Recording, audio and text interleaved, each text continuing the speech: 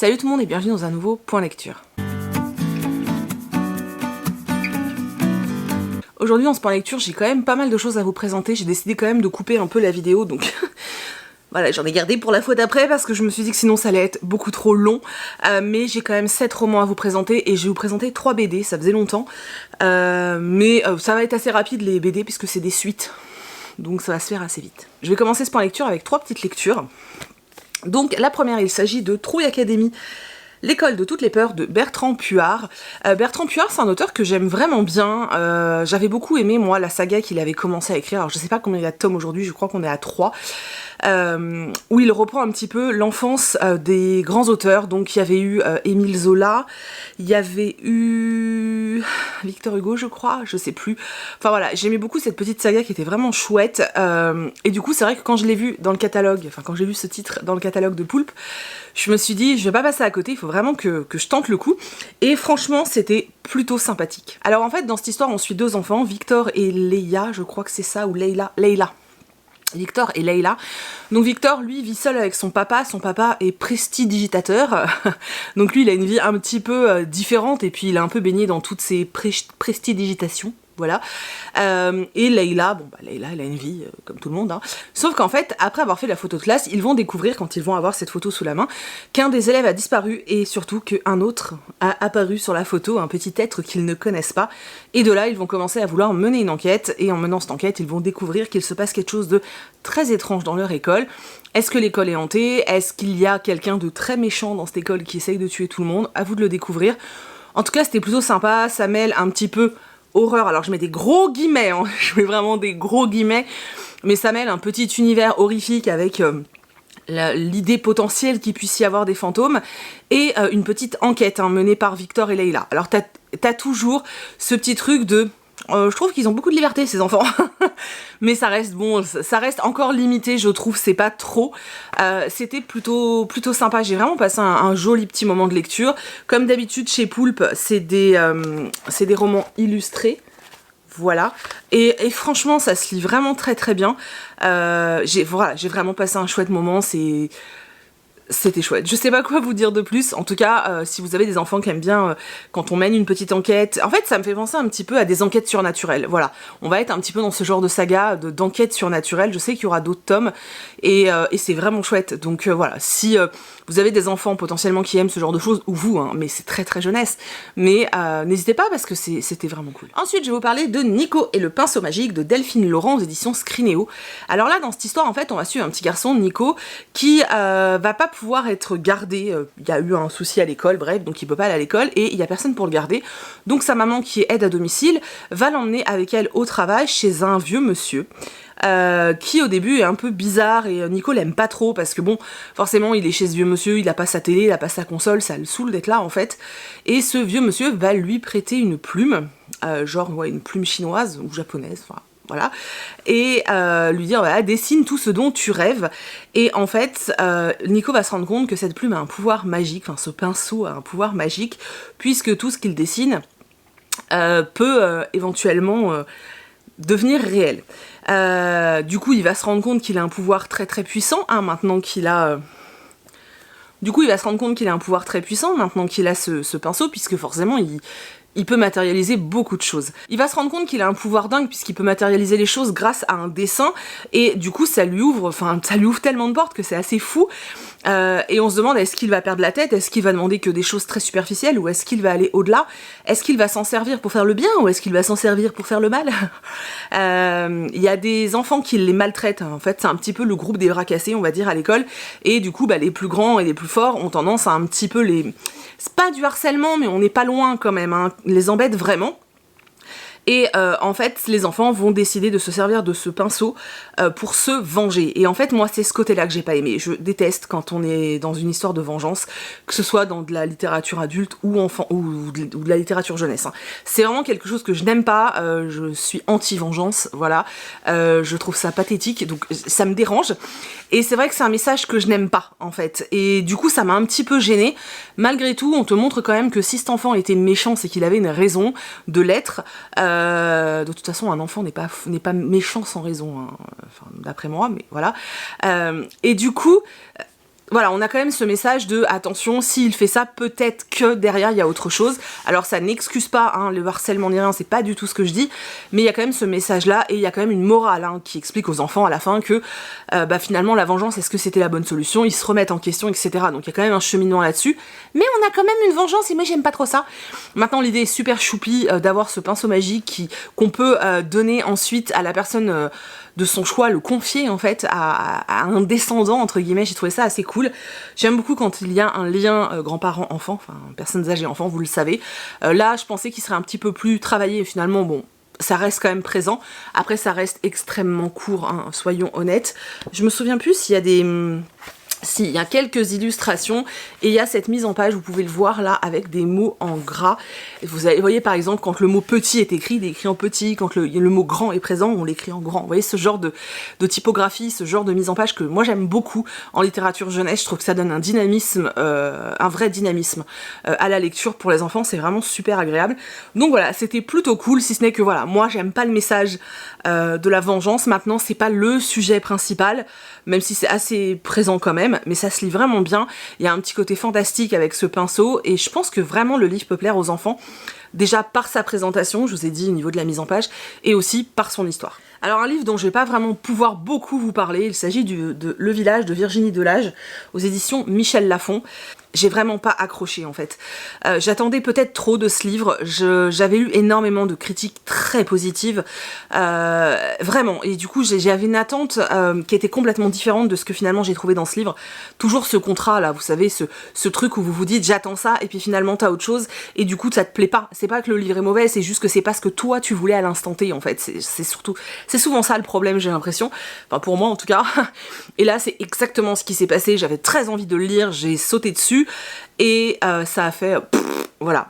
Le prologue m'avait vendu du rêve parce que là, dans le prologue, il y a une petite introspection, c'est très court et je vous spoile rien, hein, et le personnage dit « je vais tuer un homme ». Et là tu te dis « wouh, qu'est-ce qui se passe ?» Et on remonte le fil pour savoir ce qui s'est passé. Le truc c'est qu'en fait on est vraiment dans un petit village de campagne français, et on se fait chier quoi. Moi j'ai pas aimé, hein, vraiment, il y a plein de gens qui ont adoré, donc vous arrêtez peut-être pas, vraiment pas à mon avis, mais moi j'ai trouvé ça lent, et j'ai trouvé ça lent. Voilà, on est beaucoup dans la tête des personnages, beaucoup d'introspection, ils font des flashbacks de leur passé, genre ils passent devant un café et là ils se disent « oh, je me rappelle quand, nanana ». C'est pas du tout le genre de narration, en fait, qui moi me hype. Et j'ai vite décroché en fait, hein. Je décrochais très très vite, j'y arrivais pas. Et voilà, je vais pas vous en dire plus parce qu'en fait je peux rien vous dire de plus. Je l'ai pas terminé, je vais être honnête, hein. Enfin je l'ai terminé en diagonale, donc je sais, je connais la fin, mais si vous voulez j'ai loupé beaucoup de choses, voilà, donc je peux pas juger. Maintenant il y a un truc que je peux vous dire sur ce livre, c'est que c'est extrêmement bien écrit, voilà.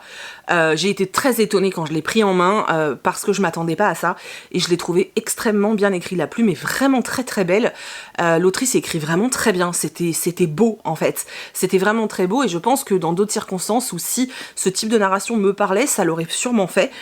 Mais là, moi, j'y arrivais pas. C'était pour moi ennui total et désintérêt total, ça me... Oh, voilà, catastrophique pour moi cette lecture, mais... pour moi, voilà. Donc ensuite, je vais vous parler de Le libraire de Cologne de Catherine Gansmuller aux éditions Scrinéo. Je vous en ai parlé sur Instagram, il me semble. Donc dans ce livre, on va suivre une librairie, hein, principalement, puisque en fait, j'avais limite l'impression finalement que cette librairie à Cologne était un personnage à part entière, en fait. Et j'aime beaucoup quand on est là-dedans. J'aurais même peut-être aimé, mais ça j'y ai pensé après, mais c'est vrai que j'aurais peut-être aussi aimé que finalement la librairie soit la narratrice. Ça aurait été ultra original, et ouais, ça aurait été vraiment couillu en fait. J'aurais vraiment bien aimé, mais c'est pas le cas. Bref, ça c'était mon délire quand moi j'ai lu le livre en mode ah ça aurait été génial et tout. On s'en fout, hein, mais je vous le dis quand même. Donc dans cette histoire, on va suivre donc une librairie, hein, en plein centre de la ville de Cologne.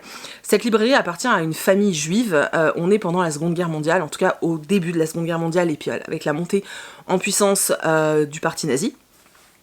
Et la famille qui tient cette librairie va devoir partir en fait, va décider de quitter l'Allemagne pour se protéger, tout simplement parce que ils se rendent bien compte que ça part en cacahuète et qu'en étant juif, il vaut mieux ne plus rester là. Donc ils décident de s'expatrier en France. Donc ils décident de confier la librairie à un de leurs salariés, en fait, qui est très jeune, qui s'appelle Hans, et Hans va s'occuper de cette librairie. Du coup, Hans va avoir la responsabilité d'essayer de garder finalement cette petite lumière allumée, donc cette librairie en plein centre-ville, cette librairie juive en plus. Il va avoir vraiment la tâche de la garder ouverte et d'essayer de maintenir une certaine liberté dans les ouvrages proposés, ce qui va être très très dur parce que à l'époque, avec tout ce qui était propagande, beaucoup de livres étaient interdits, beaucoup de livres étaient brûlés, on avait affaire à beaucoup d'autodafé. Et c'était vraiment très compliqué. On devait avoir certains titres disponibles constamment dans la librairie. Hans ne veut pas de ces titres, sauf qu'en fait, à chaque fois que la police vient, s'il n'a pas ses livres, il risque sa vie, clairement, quoi. Pour protéger la librairie, il va devoir la mettre à son nom, parce que si la librairie garde un nom juif, eh bien, ça va, voilà, hein, ça va un peu partir en cacahuète. Donc voilà, on va vraiment suivre cette librairie, en fait. On va suivre cette librairie au fil des années. Hans qui se démène pour la maintenir à flot. On a une véritable amour du livre et c'était très très fort. J'ai appris des choses, voilà, je connais quand même pas mal de choses maintenant à force d'en lire sur la Seconde Guerre mondiale, et c'est vrai que je suis toujours très contente quand en lisant un livre j'en apprends encore plus, des petits éléments que je ne savais pas forcément, voilà, je trouve ça toujours très chouette, et ce livre est très instructif. Alors le seul truc qui peut peut-être déranger et qui fait que c'est pas un coup de cœur, que c'est pas un truc de dingue pour moi, c'est le fait qu'effectivement je l'ai trouvé plus informatif que roman. Vous voyez ce que je veux dire? On est vraiment sur... oui, c'est un roman, mais on est vraiment sur un roman informatif. Et j'étais plus dans ce... Moi j'étais plus là-dedans en fait que dans vraiment l'histoire, une histoire romanesque, enfin vous voyez, un roman quoi. Voilà. Ça n'empêche que c'était vraiment chouette. Pour tous les amoureux du livre, c'est que génial à lire, faut être honnête. Quand on parle de librairie, on parle de bouquins, on parle d'auteurs, on parle de plein de choses comme ça, et c'était fort en fait. Et surtout, on te présente des gens qui aiment profondément la lecture, qui aiment profondément la littérature. Et ouais, c'était vraiment un super beau moment de lecture, j'ai vraiment beaucoup aimé. Donc voilà, si le sujet peut vous intéresser, pourquoi pas. Je vais vous parler d'une petite BD, tiens, on va glisser ça comme ça. Je vais vous parler du tome 2 de Sorceline, ça fait pas mal de temps que je l'ai. Et en fait, j'attendais un petit peu parce que j'avais trouvé que l'attente entre 1 et le 2 était très long. Donc je m'étais dit, je vais attendre un peu de lire le 2 pour que la suite arrive dans peu de temps. Et finalement, l'autre jour, je le voyais dans ma bibliothèque et j'ai craqué parce que bon... Voilà, c'est quand même très très très joli, hein. Donc Sorceline, c'est l'histoire d'une petite fille qui s'appelle Sorceline, qui va aller dans une école assez particulière, puisqu'en fait c'est une école pour soigner les animaux, on va dire, mais pas des animaux normaux, hein, des animaux magiques. Sorceline a un vrai don, hein, auprès des animaux. Quand elle arrive dans cette formation, elle va découvrir pas mal de choses étranges et louches, et là on est direct dans la suite du premier tome, donc je peux pas trop vous en dire, mais c'était mignon, c'était choupi, et j'aime toujours autant les dessins. Vraiment, regardez-moi ça, et regardez cette couleur, cette colorisation qui est sublime. J'aime vraiment beaucoup. Voilà, et on voit plein d'animaux bizarres, on voit plein de choses un peu étranges, et c'est un joli moment de lecture, donc voilà. Si vous connaissez pas cette BD, n'hésitez pas à la feuilleter, je pense qu'elle est disponible en médiathèque, ou voilà, un peu partout, donc n'hésitez pas à aller voir. Moi j'ai hâte d'avoir la suite, pour le coup. Et je vous ai pas dit, c'est de Sylvia Douillet et Paola Antista, mais vraiment, regardez-moi cette couverture. Vous avez vu comme c'est beau? Bref. Je vais maintenant vous parler de Cassidy Blake, la chasseuse de fantômes de Victoria Schwab. Comme je vous l'ai dit sur Instagram, oui je sais, je vous rabâche ça, mais c'est parce que je vais beaucoup sur Instagram. J'ai vraiment beaucoup aimé ce roman. Il faut savoir que les romans de Villy Schwab avec moi ça marche pas tout le temps, ça a même souvent pas fonctionné, c'est-à-dire que j'avais adoré Shades of Magic, donc le tome 1, et en fait le tome 2 et 3 ont été des grosses déceptions, je me suis profondément ennuyée et j'ai accroché plus. J'avais sauté sur Vicious parce que j'en avais entendu que des avis dithyrambiques quand il était sorti en VO. Du coup, quand il est sorti en français, j'ai littéralement sauté dessus. On l'avait lu en lecture commune avec Manon. Et en fait, ça a été une catastrophe. J'ai vraiment pas aimé, mais alors vraiment pas aimé. Et du coup, j'avais un peu d'appréhension pour Cassidy Blake, sauf que c'est de la jeunesse. On n'est plus dans du young adulte, et je me suis dit... voilà, il faut que je casse l'idée que j'ai de l'autrice, puisque de toute façon, ce n'est plus du tout le même registre littéraire. Donc, on efface tout, on fait table rase de ce que j'ai pu penser avant, et on y va. Et mon Dieu, qu'est-ce que j'ai bien fait. J'ai vraiment adoré ma lecture. On suit Cassidy, qui en fait a failli se noyer, et depuis, elle a un espèce de lien, elle arrive en fait à aller dans le monde des morts. Elle arrive voilà, à bouger comme ça, à rester chez nous, enfin dans notre univers, et aller aussi dans le monde des morts. Il y a un fantôme qui l'accompagne constamment, donc son meilleur ami est un fantôme. Et petite particularité, ses parents s'occupent des fantômes, en fait, ils écrivent des livres sur tout ce qui peut être paranormal, etc. C'est assez cocasse parce que finalement, ils écrivent des livres sur le sujet, mais ils croient pas forcément Cassidy quand elle dit que son meilleur copain est un fantôme. Ils sont plus dans l'idée de ouais, c'est un ami imaginaire, alors que non, il est là, hein, mais il est mort, quoi, en fait. Les parents de Cassidy, en fait, vont être envoyés à Édimbourg pour une émission de télé. Ils vont emmener leur fille avec eux et leur chat. Ça, je trouvais ça très drôle parce qu'on n'oublie pas le chat dans l'histoire. Il est là au début de l'histoire et on l'embarque avec nous à Édimbourg. Et ça, j'ai trouvé ça très cool parce que j'ai lu énormément de romans où d'un seul coup, on ne sait pas pourquoi, l'animal de compagnie disparaît de l'histoire. Hein. On ne sait pas ce qu'ils en ont fait, mais il disparaît. Et là, non, il reste là et c'était cool. Donc ils arrivent à Édimbourg et alors à partir du moment où ils sont en Écosse, j'étais en immersion totale dans le roman, tu pouvais me parler, je n'étais plus là. Stéphanie était absente, elle était partie à Édimbourg. J'ai trouvé des descriptions de la ville, de l'ambiance, vraiment génialissime. Je pense que l'autrice est profondément amoureuse de cette ville et elle te le transmet d'une façon incroyable. Et moi qui n'y suis jamais allée, j'ai l'impression de connaître la ville, tu vois. Alors des lieux insolites parce que effectivement, ils visitent des cimetières, ils visitent des trucs un peu chelous, mais cette immersion, c'était génial. Et du coup, Cassidy, une fois qu'elle va arriver là-bas, forcément, il va lui arriver des choses en lien avec des fantômes. Je vous en dis pas plus parce que je risquerais de vous spoiler. Mais c'était vraiment, vraiment super chouette. On est dans une ambiance vraiment super sympa, les personnages sont vraiment chouettes. Les parents de Cassidy sont vraiment extravagants, mais ça reste rigolo. Le lien qu'elle a avec son copain fantôme, c'est assez fun aussi. On découvre pas mal de choses et ça nous ouvre sur d'autres questions, donc j'ai hâte de lire le tome 2 que j'ai en anglais, donc je le lirai en anglais. En tout cas, c'est vraiment une très belle découverte, je vous le recommande vraiment, vraiment. Moi, là, ce sont des épreuves non corrigées, que j'aime beaucoup, j'aime beaucoup ce livre. Voilà, mais je vous encourage vraiment à découvrir cette saga si vous aimez la littérature jeunesse, hein, parce que je vous l'ai déjà dit, on n'est pas dans du young adulte, on est vraiment dans de la jeunesse. Mais c'était vraiment chouette, j'ai vraiment passé un chouette moment de lecture et je vous dis, j'ai vraiment hâte d'y retourner et du coup de lire la suite. Intermède BD, voilà, avant de passer à mes deux livres de folie, voilà. Alors, je vais vous parler de Dans les yeux de Lia, le tome 2, donc sur les traces du coupable. Vous avez dû beaucoup voir tourner cette BD parce que déjà le tome 1 avait beaucoup circulé, que ce soit sur YouTube ou sur les réseaux sociaux. Là, le tome 2 n'y a pas échappé. Je vous ai encore pas dit les auteurs et les illustrateurs, donc c'est de Kuna et Carbone. Voilà. Donc dans le tome 1, en fait, on suivait Lia qui allait faire un stage dans un cabinet d'avocats. Lia est en fauteuil roulant suite à un accident de voiture. Ses parents ont passé un accord qui garde la confidentialité sur ce qui s'est réellement passé et sur le coupable, en fait, sur la personne qui l'a renversé. Lia étant mineure, elle n'a pas eu son mot à dire, hein, et aujourd'hui elle veut savoir qui l'a renversé. Et c'est dans ce but-là, en fait, qu'elle se rend, qu'elle prend ce stage tout simplement parce qu'elle veut mener l'enquête. On nous avait laissé à la fin du tome 1 sur une espèce d'interrogation horrible. Le tome 2 n'est pas mieux, hein, c'est exactement la même chose. Et là, du coup, on est dans la suite de l'enquête. Et moi, j'adore les dessins, j'aime beaucoup l'histoire, même si je trouve qu'elle piétine un petit peu. Parce qu'effectivement, ça fait déjà 2 tomes. Alors, on a des nouveautés, hein, bien sûr, mais voilà, j'espère que ça va pas durer sur 5-6 tomes parce que je pense que je risque de m'ennuyer. Même si j'avoue que j'aime tellement les dessins que je continuerai à suivre. Mais c'était chouette. Je vais vous montrer juste quelques planches pour que vous ayez une idée des dessins. Voilà, ça donne ça en fait. Et voilà, donc on est toujours dans cette suite d'enquêtes. Moi je vous recommande vraiment cette BD, elle est sympa, elle est légère. Et puis on traite quand même de sujets importants. Puis on voit toutes les difficultés de la jeune fille en fait qui est en fauteuil. Voilà, on voit quelques difficultés que nous, en fait, personnes qui ne sommes pas en fauteuil, ne mesurons peut-être pas en fait au quotidien, et je trouve ça intéressant aussi de voir ce côté-là, c'est plutôt chouette.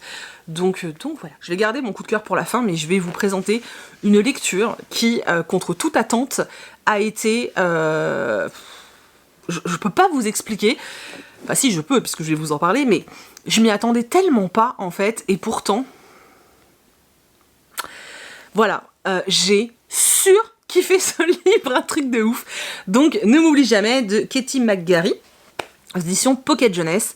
Alors c'est tout simplement de la romance young adulte. Voilà, vous savez que je suis pas la plus grande fan de romance, encore moins young adulte d'ailleurs, parce que je trouve ça souvent très niais et ça m'énerve. Et en plus, c'est pas du tout mon genre de livre, quoi. Et mon Dieu les gars, je l'ai ouvert, je n'ai jamais pu le lâcher. Hein. Je n'arrivais plus à terminer, je n'arrivais plus à fermer le livre. Je voulais savoir ce qui allait se passer, j'étais à ce qui allait se passer. Je ne sais pas pourquoi j'ai parlé comme ça. Je voulais continuer à suivre les personnages auxquels j'étais profondément attachée. Oh, c'était chouette. Mais c'est pareil, je vous le dis encore, c'est une question de rencontre. Hein, et du coup, je pense sincèrement que je l'ai lu au moment où il fallait. Si je l'avais peut-être lu dans un mois ou un truc comme ça, peut-être que ça ne l'aurait pas fait du tout. Mais là, je l'ai lu au moment parfait, parce que ça a permis que je l'adore, mais de ouf, en fait. Alors dans cette histoire, on va suivre deux personnages. D'un côté, on va suivre Drix, qui sort de prison. En fait, il a été jugé et reconnu coupable pour un braquage à main armée. Alors il a accepté de plaider coupable parce que lui est persuadé que c'est son meilleur ami qui a fait le coup et il veut le protéger. Voilà. Donc lui a été en prison, mais finalement, il n'y était pour rien. Mais comme on lui a dit que s'il plaidait coupable, il prendrait peu de temps, alors que s'il plaidait non coupable, il risquait la prison à vie, il a accepté de plaider coupable. À sa sortie de prison, on lui propose un programme qui a été mis en place par je crois que c'est un sénateur, non, gouverneur, a été mis en place par un gouverneur. C'est un peu genre le programme de la seconde chance pour une réinsertion, une bonne réinsertion dans la société. Alors bien sûr, le gouverneur, il se sert de ce programme comme pub, hein, clairement. Il le met en avant et il veut vraiment quelqu'un qui le représente, qui sera quelqu'un de sûr et de fiable pour pouvoir se faire réélire tout simplement. Donc, Drix est dans ce truc-là, il vient de sortir de prison, il a retrouvé sa famille, qui n'est pas une famille complètement normale, et pas une famille facile non plus. Il vit avec son frère et sa sœur, ses parents ne sont plus là. Sa sœur est pas facile, son frère est génialissime, par contre, son grand frère est incroyable. Il retrouve son meilleur pote, qui ne lui avoue toujours pas qu'il a commis le braquage, donc Drix le prend pas très bien. Et il va faire la connaissance d'une jeune fille qui s'appelle Ellie, le jour justement du rassemblement où il doit être présenté à la population pour ce fameux programme. Il rencontre une jeune fille qui s'appelle Ellie, qui se fait un peu agresser. On est à une espèce de fête foraine, elle se fait agresser par des gars en fait qui veulent absolument la draguer et qui pensent que si elle dit non, ça ne veut pas dire non. Voilà. Donc il va un petit peu l'aider, sans trop s'immiscer dans le truc, mais lui dire voilà, si t'as besoin que je te file un coup de main, je suis à côté en fait. Et il va s'avérer que Ellie, c'est la fille du gouverneur. Donc leur amitié va être très mal perçue, puisqu'on va penser que finalement, si Drix a été choisi pour ce programme, c'est uniquement parce qu'il est pote avec Ellie. Les parents d'Ellie sont très particuliers et Ellie est dans une situation très compliquée parce qu'en fait, en gros, on lui demande de faire partie de la campagne de son père et d'être l'image de sa famille. Donc tu dois être belle, tu dois te taire, tu dois faire tout ce qu'on te dit, sauf qu'elle, elle a des rêves, elle a des envies et elle a rien le droit de dire, elle a rien le droit de faire. Elle est vraiment dans une situation qui est compliquée. Moi, j'ai trouvé qu'elle se laissait beaucoup trop faire et ça avait tendance à m'agacer. Mais après, on sait pas comment réagir à sa place, en fait, tout simplement. Bref, Drix et Ellie vont se retrouver très souvent ensemble, puisqu'ils sont tous les deux un petit peu là pour mettre en avant le gouverneur pendant les meet-up et compagnie.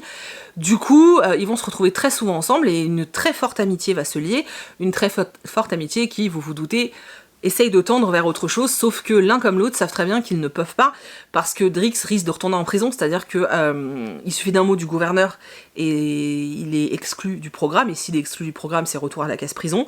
Et Ellie, elle doit obéir à ses parents, hein, donc c'est un peu compliqué. On n'est pas dans une histoire impossible ni rien, en même temps, enfin si et non, parce que bon, voilà, mais il y a tout l'intérêt pour moi de ce roman, c'est toute la partie qui concerne le système judiciaire américain. Parce que Drix, en fait, fait pas partie du bon jus américain, on va dire. Il fait partie de la classe américaine sur qui on va facilement remettre les choses quand il se passe un drame. Et en fait, il fait partie de la population assez pauvre, hein, aussi, faut le dire, avec des parents absents. Il a fait pas mal de conneries au lycée aussi. Sauf que du coup, au moindre problème, c'est sur lui qu'on tombe. Et on va nous montrer quand même et l'autrice va quand même nous montrer à travers le roman à quel point il n'a eu aucune chance. Au moment où il a été arrêté, de toute façon, il n'avait aucune chance de ne pas être déclaré coupable. C'était impossible, puisque de toute façon, les flics avaient décidé qu'il était coupable, donc il a été présenté comme tel. On lui a dit, ok, soit tu passes l'accord, soit c'est pire pour ta tronche. On lui a filé un avocat commis d'office qu'on n'avait rien à carrer de sa tête. Voilà, on a toutes ces problématiques autour de ton appartenance sociale et lié, enfin entre le lien qu'il y a en fait entre ton appartenance sociale, ethnique et la justice. Et c'était vachement intéressant parce que finalement sous couvert d'une romance, elle arrive quand même à faire passer certains messages et j'ai trouvé ça vraiment chouette, surtout que c'est à destination des adolescents, donc c'était vraiment cool. Moi j'ai vraiment beaucoup aimé, en plus c'est des sujets qui me passionnent, tout ce qui est judiciaire, etc. Américain, je ne sais pas pourquoi, c'est un truc, voilà, j'adore ça, faut pas chercher à comprendre. Et du coup j'ai trouvé ça très intéressant, l'histoire était vraiment mignonne, j'ai adoré en fait tous les liens qu'on a entre Drix et sa famille, j'ai trouvé ça trop bien, et franchement j'ai surkiffé. Je peux pas vous dire autre chose, j'ai surkiffé. En plus la plume fait que ça se bouffe littéralement, je vous dis j'ai pas réussi à le lâcher, et j'ai adoré ma lecture. Pourtant on est dans de la romance young adulte. Voilà. Mais on va dire que c'est plus un contemporain romance young adulte. En tout cas, j'ai surkiffé. On m'a dit que tous les livres de l'autrice étaient vraiment géniaux. Donc je vais me pencher sur d'autres titres. Et puis j'espère que ça le fera tout autant parce que c'était trop bien. Et si vous voulez passer un joli moment, allez-y. Voilà. Oui, il y en a certains qui m'ont dit oh la couve elle est kitsch.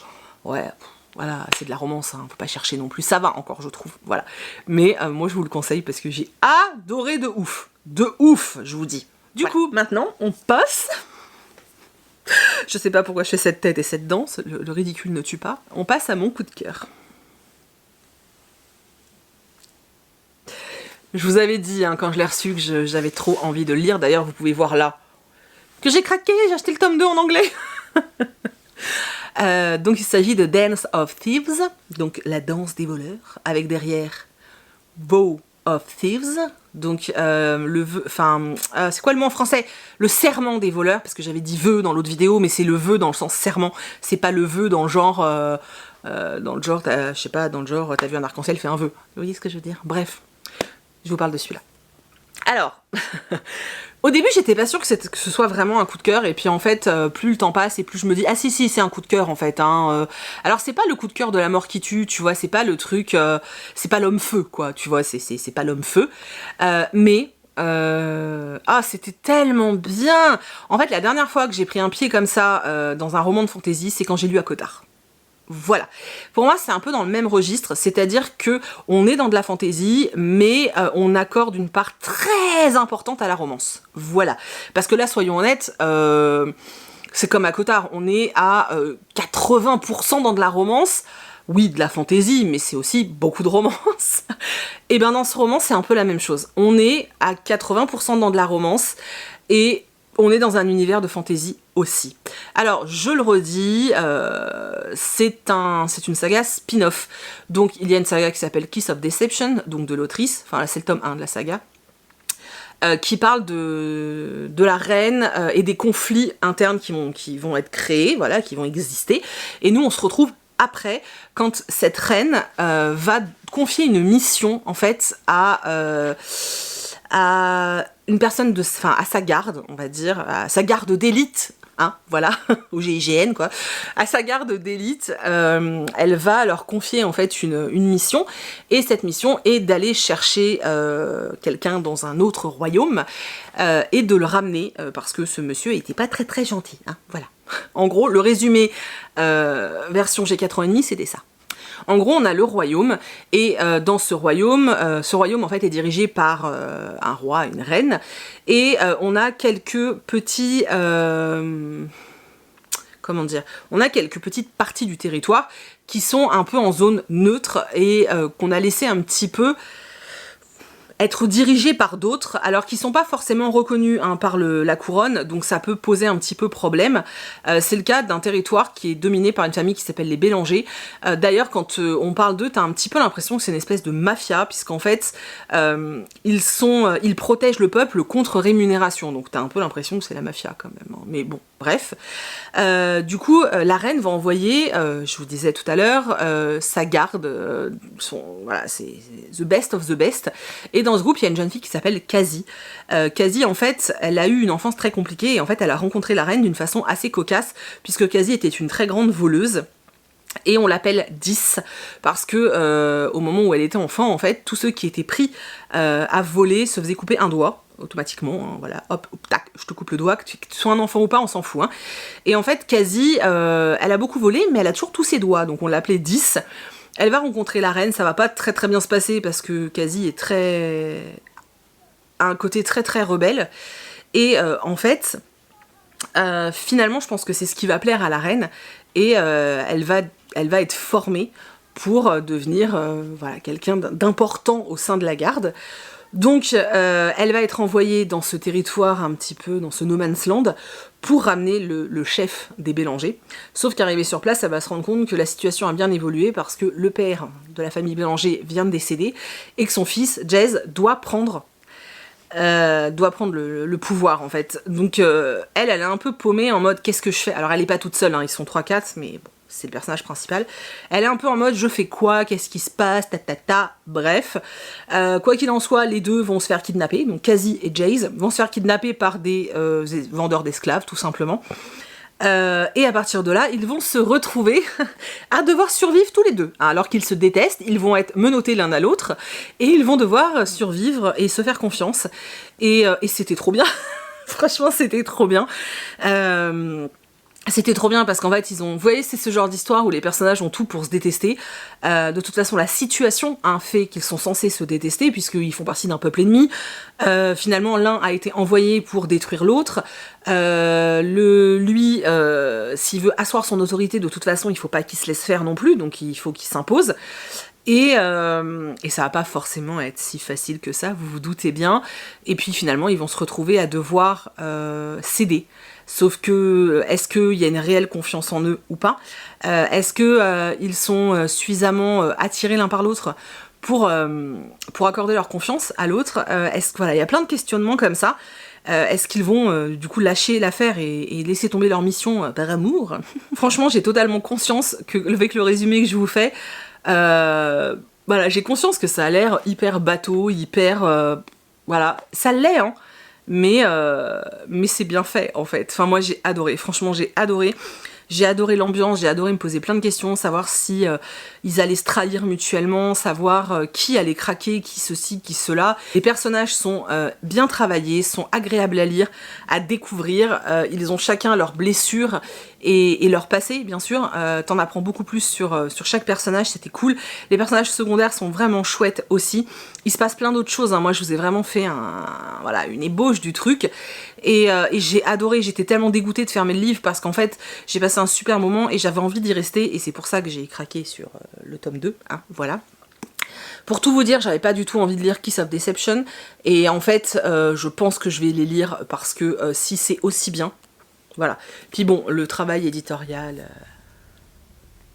Alors le seul gros point noir de ce roman, c'est son prix.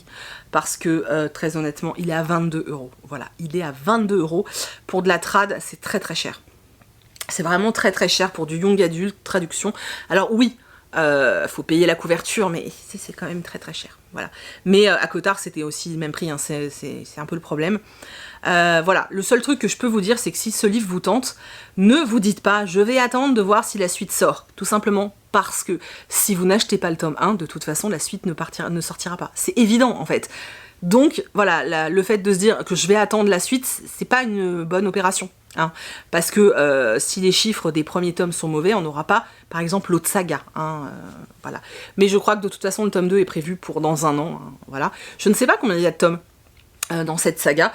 Quoi qu'il en soit, je vous ai dit, moi j'ai surkiffé, c'est un truc de ouf. Je sais que ça plaira pas à tout le monde. C'est pas si vous êtes fanatique de fantasy.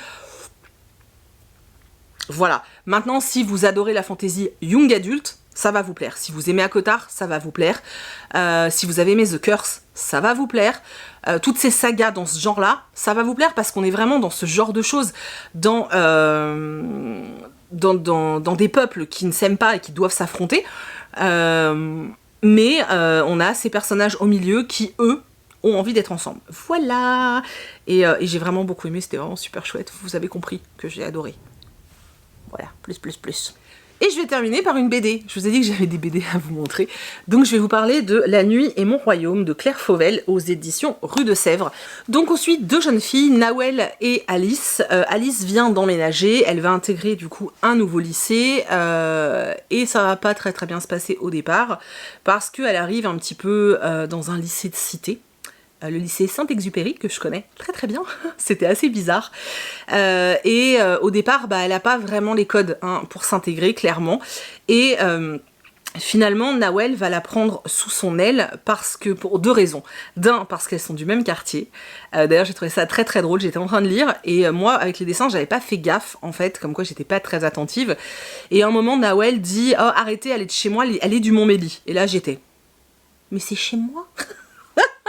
Alors moi j'habitais pas au Montmédy quand j'étais ado, et j'habitais juste à côté du Montmédy, et j'allais dans un collège qui était dans le Montmédy, donc c'est à Créteil, et du coup quand j'ai vu ça dans la BD, j'étais en mode waouh, on parle de chez moi et tout, c'était trop bizarre, franchement c'était trop bizarre. Toutes mes copines étaient au lycée Saint-Exupéry, donc celui dont on parle là, moi non, puisque j'avais pris une option particulière, donc j'étais dans un autre bahut, mais c'était hyper surprenant en fait, j'avais jamais lu une BD qui se passait là où j'ai grandi, donc c'était hyper étrange. Bref, du coup, Alice et Nawel vont devenir très amies. Pour la deuxième raison, je vous disais, donc elle la protège pour deux raisons, donc parce qu'elles sont du même quartier et parce que Alice lui a fait écouter un truc qu'elle était en train d'écouter, c'était du Paul McCartney, donc c'était les Beatles, et en fait, Nawel a complètement été transportée, et à partir de ce moment-là, elle va développer une véritable passion pour Paul McCartney, et en fait, toutes les deux vont devenir très amies, mais vraiment inséparables, et elles vont partager la passion pour la musique. Donc l'une va se mettre à la guitare, l'autre au piano, et elles vont décider de créer un groupe, et c'est quelque chose qui va réellement les passionner, au point où, quand elles ont leur bac en poche, elles vont vouloir faire une école d'ingénieur du son, elles vont vouloir monter sur Paris, elles vont vouloir faire pas mal de choses, et Nawel, ça va être très compliqué de le faire admettre à ses parents, parce que ses parents, elle est issue d'une famille algérienne, et ses parents s'étaient vraiment mis en tête qu'elle allait, c'était un peu la première en fait, qui allait faire des grandes études et faire plein de choses, et du coup pour eux, c'est un peu compliqué d'admettre que leur fille finalement veut pas faire d'études de médecine, mais veut faire de la musique. Donc au début ça passe pas très bien, elle est un petit peu sous le joug de son éducation et de la culture en fait algérienne, mais la culture de ses parents, c'est-à-dire qu'il y a aussi ce décalage de génération, et c'est très compliqué, ils ont pas la même façon de voir la vie, tout simplement parce que Nawel est athée, alors que ses parents sont musulmans. Du coup, elle a du mal à accepter ce que ses parents veulent lui imposer. Voilà, donc elle se débat avec ça, et puis finalement, elle va intégrer cette fameuse école, et avec Alice, et elles vont essayer de vivre leurs rêves, essayer de développer leur musique, elles vont rencontrer plein de choses, enfin bref. Je peux pas tout vous raconter parce que ce serait vous spoiler, en tout cas j'ai vraiment beaucoup aimé cette histoire. Nawel est extrêmement touchante, Alice aussi, mais finalement c'est pas vraiment elle le personnage principal, elle est là, mais on parle beaucoup plus de Nawel qui se débat avec tout dans la vie en fait, avec sa passion, avec ses démons intérieurs, avec la culture, sa culture algérienne et sa culture française, donc ce conflit qu'il peut y avoir entre elles, les difficultés qu'elle rencontre auprès de sa famille, sa passion dévorante pour la musique, le manque de confiance en elle, le fait qu'on peut, à cause d'autres personnes, en fait, être totalement détruit et ne plus avoir de confiance en soi, et voilà, enfin, il y avait tellement de messages, il se passe tellement de choses, j'ai vraiment beaucoup aimé. C'était vraiment chouette. Pour ceux qui ne le savent pas, donc Claire Fauvel, c'est celle qui a fait les petites Catherine, non c'est pas ça, La guerre des Catherine. Voilà. Je vais vous montrer quelques planches pour vous donner peut-être un peu envie. Voilà. Et vraiment, cet amour de la musique était tellement présent, tellement fort, que c'était vraiment chouette. J'ai vraiment beaucoup aimé. Donc voilà, si vous n'aviez pas encore entendu parler et que c'est quelque chose qui peut vous intéresser, voilà. Mais bon, comme d'hab, tout ce qui est BD et tout, moi je vous encourage à aller en médiathèque, hein, clairement, parce que bon, celui-là il est à 18 quand même. Mais c'était vraiment chouette, j'ai passé un très bon moment et je ne peux que vous le conseiller. Donc voilà, bah écoutez, ma foi, c'est moins long que ce que je pensais, j'avais vraiment peur que ça fasse 1 heure. Je pense que si j'avais intégré les autres livres, ça aurait clairement fait 1 heure. J'espère que cette vidéo vous a plu, que vous y avez fait des découvertes, que vous avez passé dans tous les cas un bon moment. N'hésitez pas à me dire dans les commentaires ce qui vous a, voilà, s'il y a des trucs qui vous tentent ou pas du tout. Voilà, comme vous avez pu le voir, bizarrement, moi qui ne suis pas axée sur la romance dans les livres, et bien les deux qui m'ont le plus plu, ce sont ceux où il y avait de la romance. Voilà, c'est comme quoi, hein, tout arrive. Et voilà, donc n'hésitez pas à me dire dans les commentaires quelles sont vos dernières lectures, est-ce que vous avez fait des belles découvertes, vraiment j'attends ça avec impatience. Pour ceux qui ne me suivent pas sur Instagram, je le dis ici, j'ai eu un énorme problème sur ma chaîne YouTube, sur plein d'anciennes vidéos, alors pas complètement anciennes, mais dans les dernières en fait. Beaucoup de mes commentaires sont passés dans la case à modérer, alors que j'avais déjà répondu. Ce qui fait qu'en fait, les commentaires ne sont plus visibles et surtout mes réponses ont disparu. Ce qui fait que sur les... Alors pas la dernière, mais sur les autres vidéos, les 3/4 de mes réponses ont disparu. Ça m'a pris des heures à répondre, donc je vais pas recommencer. Donc je m'en excuse par avance, j'avais répondu. Mais je sais pas ce qui se passe avec YouTube, je ne suis pas la seule. Hein. J'ai pu constater qu'on était vraiment nombreux à avoir des soucis avec nos commentaires en ce moment. Ce n'est pas la loi COPPA, ma chaîne n'est pas concernée par la loi COPPA, donc ce n'est pas la loi COPPA. Je sais pas, c'est peut-être juste un bug. Ils ont fait des mises à jour, donc c'est peut-être lié à ça. Quoi qu'il en soit, c'était juste pour vous signaler que j'avais bien répondu à vos messages, enfin à vos commentaires en fait, mais YouTube a décidé de tout effacer. Alors je les ai revalidés, hein, vos commentaires, pour qu'ils apparaissent sous la chaîne, mais mes réponses à moi ont disparu. Voilà, donc je peux pas faire grand chose, je suis désolée, mais je tenais quand même à vous le dire. Quoi qu'il en soit, je vous retrouve sous cette vidéo là. Voilà, j'espère que vous me laisserez des petits messages, je les attends vraiment. Mais vraiment, c'est vraiment très très important. Hein. Je prends le temps là en ce moment d'essayer de vous faire un peu plus de vidéos, donc je compte aussi sur vous pour prendre le temps de me laisser des messages. Voilà, c'est important. Et je vous laisse parce que j'ai déjà mal à la gorge et que maintenant il faut que je tourne la vidéo que vous aurez normalement dimanche, donc celle où je vous parle de YouTube, des services presse, des rémunérations, des rythmes de lecture, enfin tout ça. Donc voilà, donc je serai habillée tout pareil, hein. Je fais une session tournage maintenant, donc voilà. Du coup je me tais parce que j'ai mal à la gorge, je vous fais d'énormes bisous et je vous dis à dimanche dans une prochaine vidéo. Bye.